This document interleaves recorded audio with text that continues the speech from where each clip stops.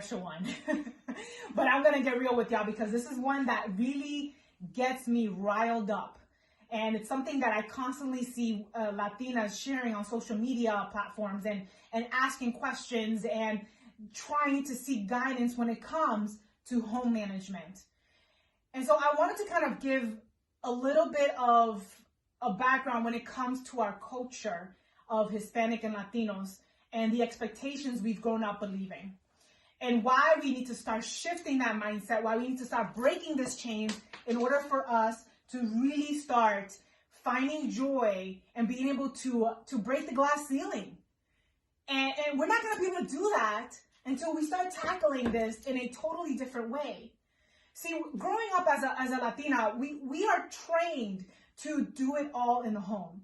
We have to cook, we have to clean, we have to take care of the kids, we need to take out the trash, we need to sweep, clean, laundry, do all of it. And now in the last 30, 50, 60 years, we've had to go into the workforce. But guess what? Nothing changed in the house, at least in our culture. The expectations has remained there that we need to continue managing it all. And I wanted to break this mindset because it drives me nuts. And it's sad because I was in an interview recently, interviewed by Hispanic men, and they still have, I'm gonna be real with you, like there's men out there that are more modern, and my husband is an amazing man. Over the years, he's gotten so much better, so helpful, and I'll share a little bit of how we've been able to transition our home, because guess what, my husband is Hispanic too, so there's no excuse to say, well, Hispanic men think differently. No. We really need to start training our homes differently. We need to train our marriage differently. We need to really shift things. And in order to do that, we got to start thinking differently. And so I was on this interview, and I'm thinking in my head, I'm coming into this interview thinking like, most men don't think like this anymore. Most men are pretty modern, where they understand that women have dreams. Women want to grow. They want to develop. They want to open businesses. They want to do all those things. And they want to do that as moms. But they also understand that there is some give and take there.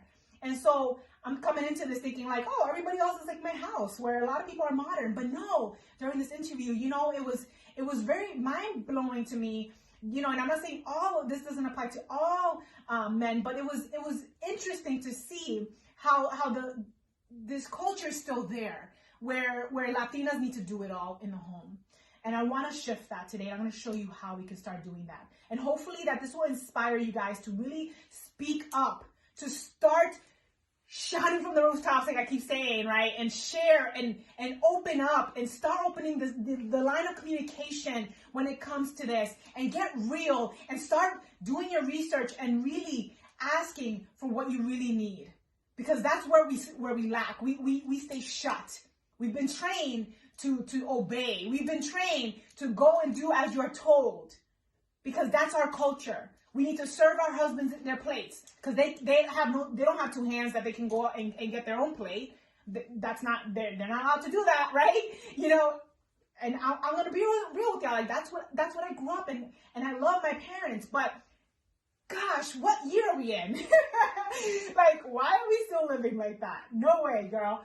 I'm gonna shift that for you, and I hope that as many Latinas and moms and women can listen to this and watch this and comment and share, and hopefully take something away that they can actually apply into their home. And let me tell you something, that home management, it takes a village. And I know there's a lot of cultures out there that have been living this for years, for centuries, and they understand it. But for some reason, we are behind on this. It takes a village, not just to raise our kids, it takes a village to manage our home. But the problem is that we're taught to nag. We're taught to complain. We're taught to stay shut until we blow up. And I want to tell you that this home management is not to be less than the man or the breadwinner, because it's all home circumstances are different. There's stay-at-home moms, there's working moms, whatever circumstances you're in, right? We got to shift the conversation to what is this really about when it comes to home management, and how can we tackle this in an effective way so we can start feeling like we can breathe, so we can grow, and we can also contribute to our families without being burnt out. And it comes down to this, ladies, okay?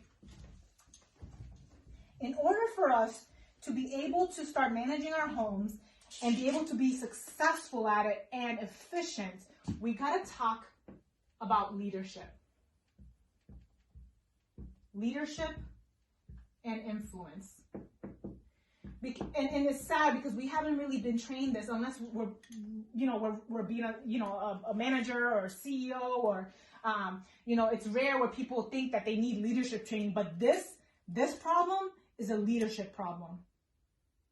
I'm going to say that again. The lack of home management or the contribution or the breakup of home management, it's not a culture problem here. And I'm going to be real with y'all. It's about leadership and influence. As Latina women, we've had to train ourselves on how to be influential in an effective way where we're not nagging and yelling and screaming at the top of our lungs for our kids to do things and for our spouse to help us. This is about leadership.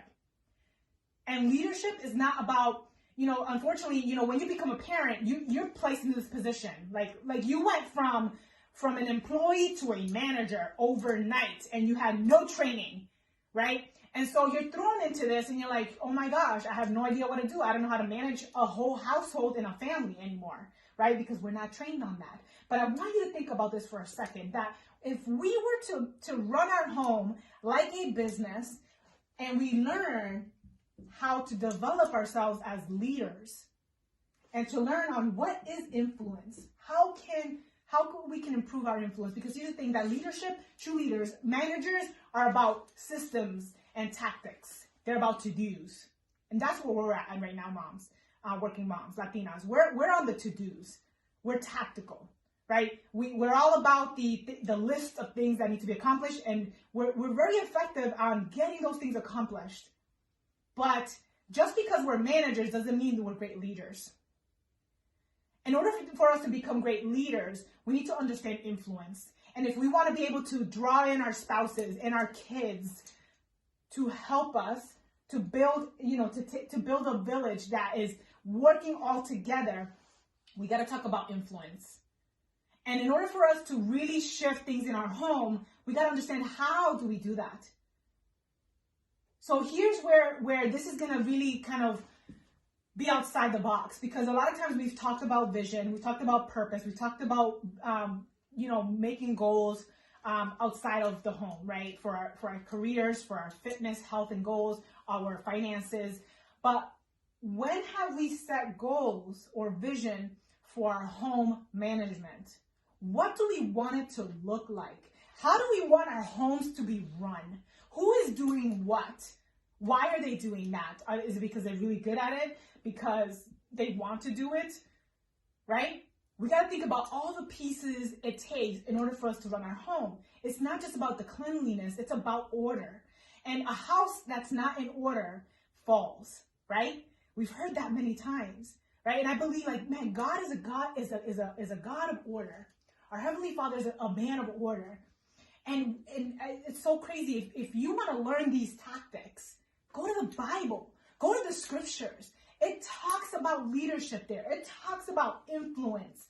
You want to learn how to influence your family, your spouse, your children in a way where you're not nagging and screaming all the time.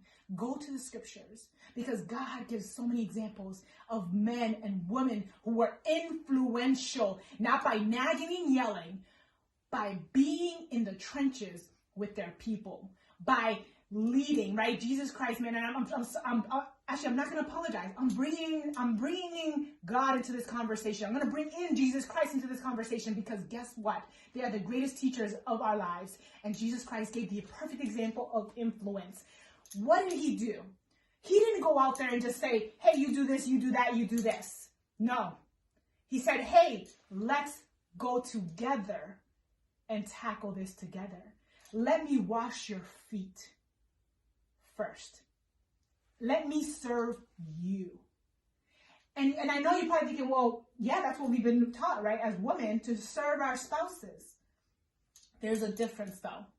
There's a difference between this. There's a difference between serving, servitude, slavery, because that's a lot of times circumstances where women are still living as slaves in their homes, doing everything for their spouses and their kids. And there's a difference between that and actually serving with love all members of the family, right? Jesus, man, he taught about leadership and influence to his apostles by setting the example and then letting them do it, letting them do the work, letting them fail, letting them make mistakes. Who cares how they did the dishes? Who cares how they cooked? Like, they tried, they were learning in the process. Like, we need to let go of this control of everything has to be our way. Like, there's so many pieces of home management, but I wanted to focus today just on this piece. Yes, we can talk about the other pieces I just mentioned, but I want you to realize, like, if we really want to impact our home and start running it with order and love and compassion and teamwork and making it act like a village, ladies, we are the leaders, but many of us are running our homes like the managers. If you really want to make an impact and you want to stop yelling at the top of your lungs, and I've been there, I still do it sometimes, I have to remind myself that no, it's not about yelling, ladies. It's about influence. It's about the quiet voice. It's about the example that you're setting. It's about love, compassion, mercy, but also sharing, speaking up, communicating your needs, just like any leader. They talk about vision. They talk about goals. I want my home to look like this, and I want us to work like this together. And if we do that, look, this is where we're going with this, right? The leader has a vision. If the leader without a vision is dead. Ladies, you are the leader. I want you to start thinking of yourself that way. Even if you're not out there running a business, you are a leader of your home. You need to start acting like it. You need to start learning, developing, and having a growth plan to get there. If you're not there right now, and you want to learn how to build influence, and you want to learn how to become a greater leader, find someone to help you get there. That's my goal as a coach, is to help women to get there so that they are no longer starving themselves from spiritual growth, starving themselves from finding joy. Like, I want you to get yourself out of slavery and into thriving.